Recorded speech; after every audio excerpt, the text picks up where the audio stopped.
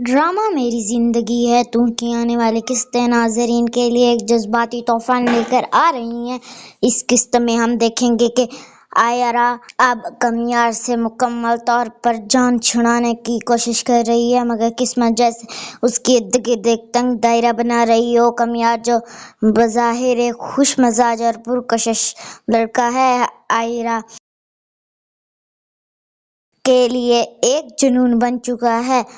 उसके इर्द गिर्द जितनी भी लड़कियां हैं वो सब उसकी तवज्जो चाहती हैं, मगर कमियार की नजरें सिर्फ और सिर्फ आयरा पर जमी हुई हैं। वो उसके इनकार को बर्दाश्त नहीं कर पा रहा, बल्कि हर बार इनकार के साथ उसकी जिद और भी बढ़ती जा रही है। यही जिद उस वक्त इंतहा को छू लेती है जब एक रात वो आधी रात को आयरा के घर के सामने आकर बैठ जाता है। माहौल में खामोशी, अंधेरा और एक अजीब सा तनाव। आयरा जब खिड़की से बाहर देखती है तो कमियार को अपनी दरवाजे के सामने बैठा देखकर हैरान रह जाती है। वो बाहर आती है और सख्त लहजे में कहती है, तुम यहाँ से चले जाओ वरना मैं पुलिस को बुला लूंगी। मगर कमियार का जवाब और अभी भी चौंका देने वाला होता है। वो कहता है, जब तक तुम मेरी दोस्ती कबूल नहीं करोगी मैं यहाँ से नहीं जाऊंगा। ये मकालमा पूरे मंजर के दर्दनाक मगर दिलचस्प मोड़ पर ले आता है। एक तरफ आयरा जो अपने असूलों पर डटी हुई है और दूसरी तरफ कमियार जो अपने जज्बात पर काबू नहीं रख पा रहा। यही कश्मकश उस ड्रामे की असल खूबसूरती है। कहानी यहाँ सिर्फ एक मोहब्बत या जिद की नहीं, बल्कि एहसास की जंग है।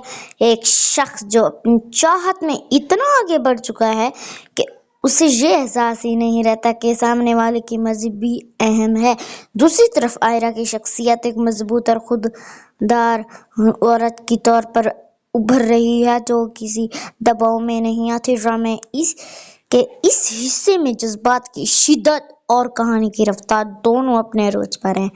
नाजरीन के लिए ये मनाजिर ना सिर्फ दिलचस्प बल्कि सोचने पर मजबूर कर देने वाला है।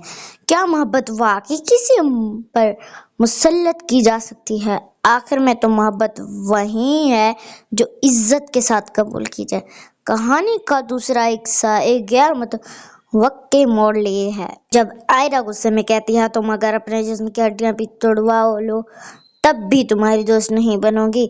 यह जुमला कमियार के दिल पर हथौड़े की तरह लगता है। वो सदमे में आ जाता है और फिर एक लम्हे में सब कुछ बदल जाता है। कमियार गाड़ी लेकर तेजी से निकलता है और हादसे का शिकार हो जाता है, और इस एक लम्हे में एक जिद्दी आशिक की जिंदगी बदल जाती है। अस्पताल के बिस्तर पर लेटा हुआ कमियार अब एक खामोश, जख्मी मगर अब भी आयरा की मोहब्बत में मुब्तला इंसान बन चुका है। जब आयरा को इस हादसे की खबर मिलती है तो वो चाह कर भी खुद को रोक नहीं पाती। वो अस्पताल पहुंचती है।